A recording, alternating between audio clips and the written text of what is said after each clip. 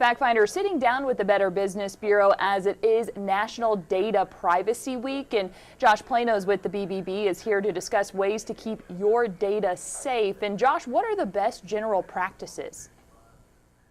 Yeah, Haley, this is really an opportunity to take inventory of your online information, the ways you go about securing it, and to consider the ways in which you can improve those strategies moving forward. Because the possibility of a cyber attack has really gone from the stuff of science fiction to a real common threat that is often reported in the news. We talk to folks all the time who experience identity theft, who, had they made a couple of tweaks with the way that they say manage their privacy settings, wouldn't have been in this predicament in the first place. So of course, our first tip is to manage those privacy settings.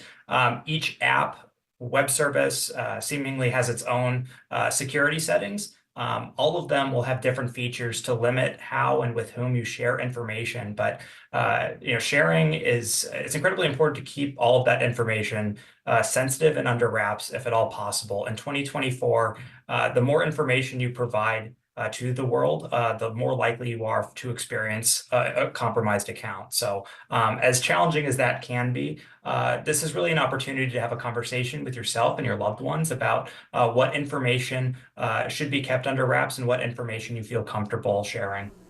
And how important are passwords? I might be the worst at this. When are we supposed to be updating them? How long should they be? Should they be those really crazy passwords that you see sometimes that are suggested? What do you suggest? Yeah, so my suggestion would be, and again, best practice is to change your passwords quarterly.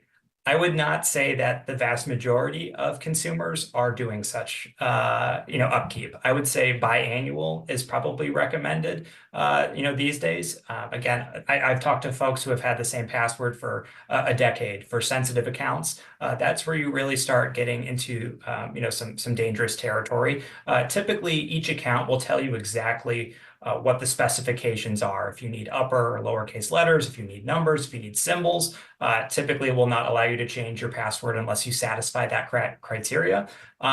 Those recommended passwords are actually incredibly helpful, assuming you can remember them, which is why we'd recommend things like password managers, which will store all of that sensitive information for you. We have not heard a lot of scams related to password managers. So all the folks who might have some concerns about someone accessing that treasure trove of information, we have not received reports of that.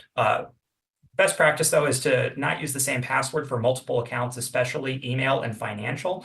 If you're more of the paper variety, you can certainly keep a paper list of your passwords in a safe place, but preferably not on or near your computer, because when someone's computer gets stolen, typically that results in having all of the passwords. So you want to essentially keep those things separate.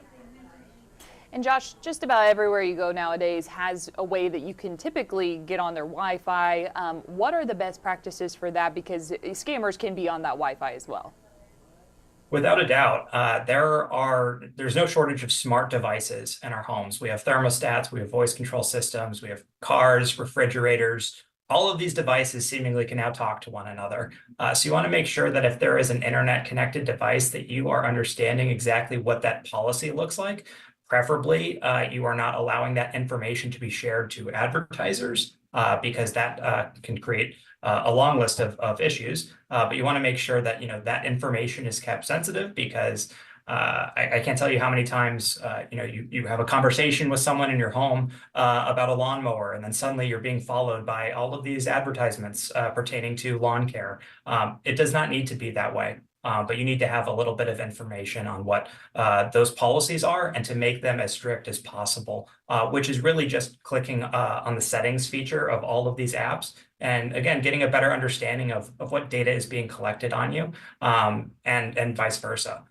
With Wi-Fi, you want to make sure, of course, that you're not sharing sensitive information. If you're on a public Wi-Fi portal, like say in an airport, if you are on your home password protected Wi-Fi network, it's going to be a lot safer for that information to be shared than if you're out at a Starbucks or out in public. As always, very good tips there. Josh Planos with the BBB. Thank you. Thank you.